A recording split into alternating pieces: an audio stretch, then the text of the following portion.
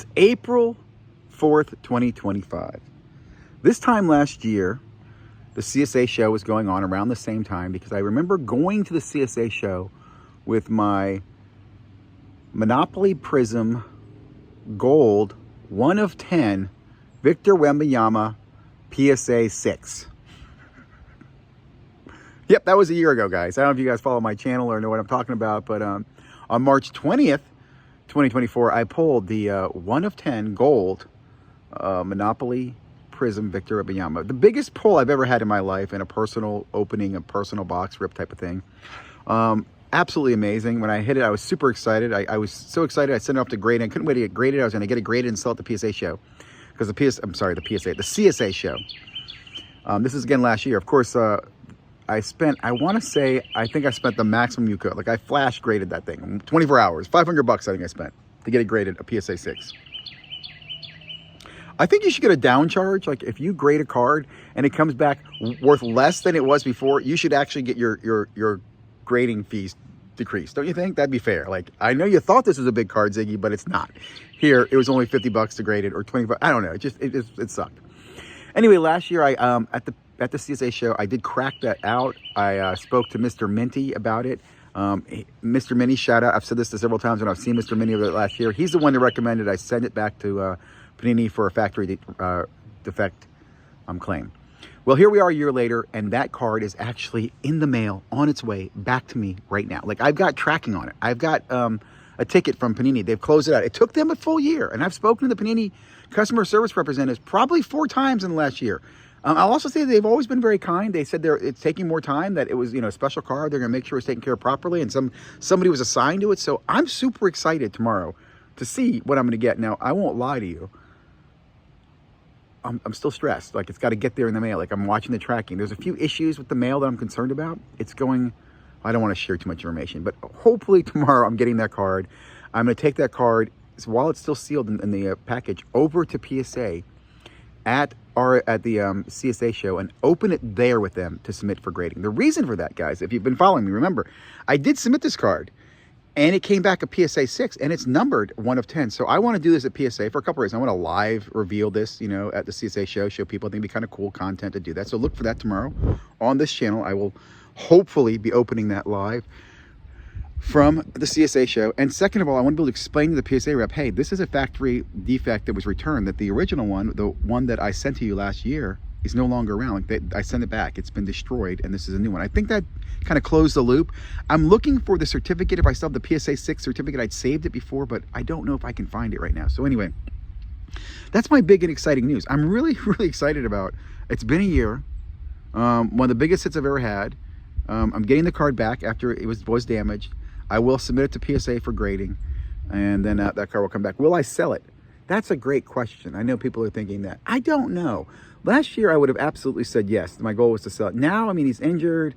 It's probably a bad time to sell. The value's going down. I think last year those cards were selling in a PSA 9 or PSA 10, like between $4,000 to $8,000. And this is the 1 of 10. So I would assume it would be around that. Now, would I sell it now? I don't know. If someone offered me that much cash, probably. But at the same time, part of me kind of really loves this card. Like the story behind it. It could be a great PC item.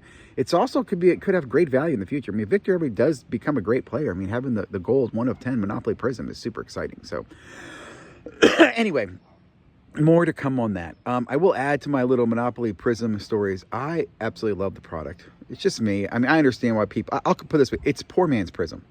I love Prizm, and I can't afford the real Prizm. So the Monopoly Prizm is poor man's Prizm. I don't like the Donruss, and I don't like the Illusions, and I like the Optic, but not as much as I really like poor man's Prizm.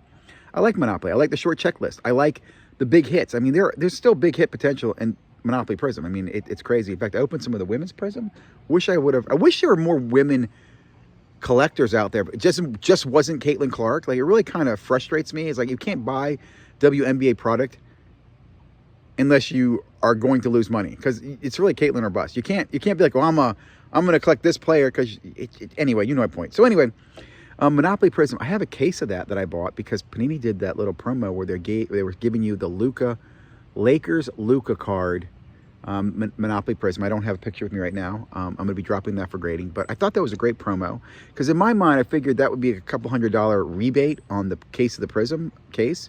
So the case was $700. The cards right now raw are going for 100, 150. So right there, you get a little rebate. I do expect to grade it and then maybe get a little better rebate. So it's those type of deals that I love as an authentic sports card dad. These are deals that you have to find that are fun. Now here's a little. I'll add on to this as an authentic sports card dad. I got that case of Monopoly Prizm to see my son for the weekend, and he has zero interest in it. He's zero. He's like, "We're the rookies, Dad." I'm like, "Well, there's really kind of weak rookie class. There's Castle, and oh, I don't care, Dad. I'm not really interested." He has zero interest in opening the product. Is that sad? I mean, it is what it is. Is the future of the hobby, kids? Yeah, it is. Because I'll tell you, every one of my kids, right? I think 20 or 30 years from now, will see sports cards, and what they'll remember is, I remember my dad was into sports cards, and they'll play with them. You know what I'm saying? They'll get into it with their kids. But it's not like I feel like they're going to have this longing calling that, oh, my life is empty, and if I don't collect sports cards, I'm never going to feel complete. No, I don't think it's that either. And I love the people who do collect. Like, I'm a huge fan of collecting. I do collect myself. I realize it's not as much cards that I collect. I have a lot of other things. Like, I have some cards, but I definitely do not have a deep card collection. My card collection right now is mostly, old vintage cards from my personal collection back in the 80s, and then I have some PSA 7s and 8s around that I didn't want to sell off that I like the card, and then, I have, a few other things. But anyway, that's not the point. What else? Hobby strong. Economy weak. Economy very weak. I have to assume that that's going to cross over eventually. I have been, let me just quickly say, I've really been enjoying Neo's videos. I don't agree with every one of them, but I like, he's been putting out some pretty good content, interesting content. I did not like the repack video. I did not like the repack conversation with Gray. Brian,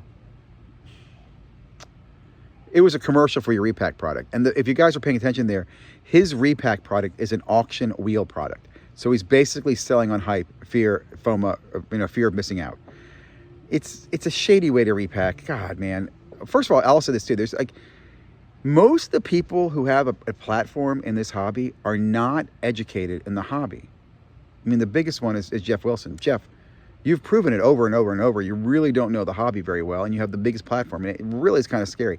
The other one that scares the shit out of me is my favorite guy, Dustin, the sports card dad, who clearly doesn't know what the hell he's talking about, and he continues to have one of the bigger platforms.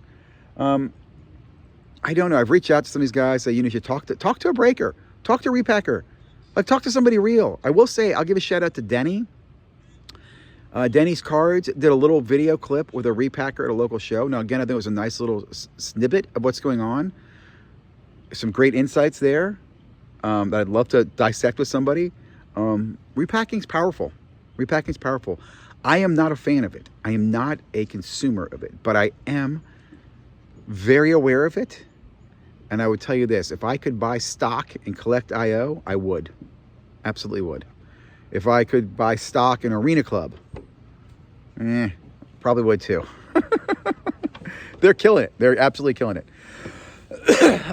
And that model of gamification, guys, it's no secret. I mean, I was thinking about this in another video.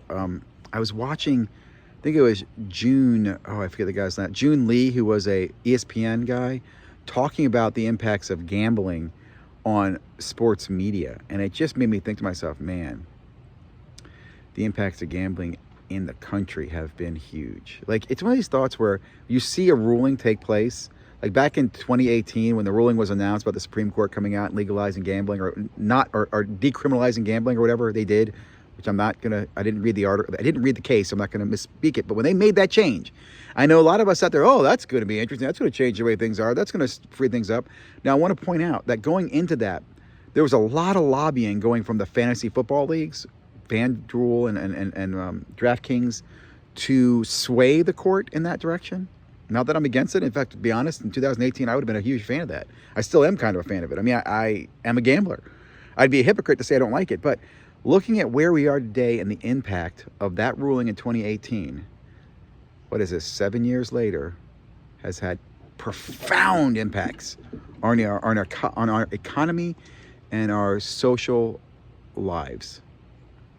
And I know you kids who are watching this, if you've gotten this far into the video, you will not understand this, but that is what's amazing about these profound changes in our government today. Like the ruling against Roe v. Wade that just took place about a year or two ago, we have not honestly felt those repercussions yet. It will probably take another 5 years to feel them. Same thing with these tariffs we're going through, man. I don't want to say it's like 5 years, but my God. Well, anyway, that's enough. That's enough of Authentic Sports Car Dad. Hope you guys have a great day. I really do appreciate you watching, liking, commenting, subscribing. I will put out more content. I've got so much more to share.